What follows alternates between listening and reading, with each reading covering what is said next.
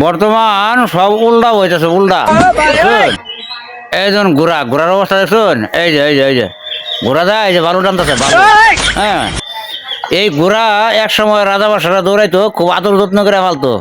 ওর কামাতের খাওয়া আর হলো দৌড় পাড়া আর হলো ঘুম পাড়া। হ্যাঁ, এই ঘোড়ার বর্তমান দেখুন অবস্থায়, ঘোড়ার কবলে কি পরিমাণ অধোগতি। এই ঘোড়ারে বর্তমান আঁটি টানা কইন, খের টানা কইন, গোবর টানা কইন, এই যে বালু টানা কামে লাগাই দিছে ঘোড়ারে। যে কাম টলিয়ে করে এই কাম এই যেন ঘোড়াটা শুরু করছে। এই ঘোড়াটা কি করস?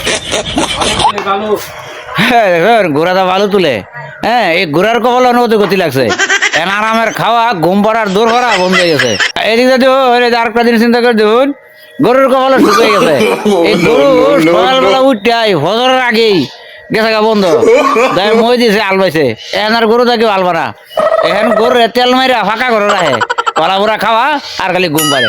বুঝছেন, এই হলো অবস্থা। গরুর কবলও সুখ হয়েছে, ঘোড়ার কবলও দুগুত হয়েছে। আগে ঘোড়ার কবলও সুখ আছেন, গরুর কবলও দুগুত আছে। এর উল্টা পাল্টা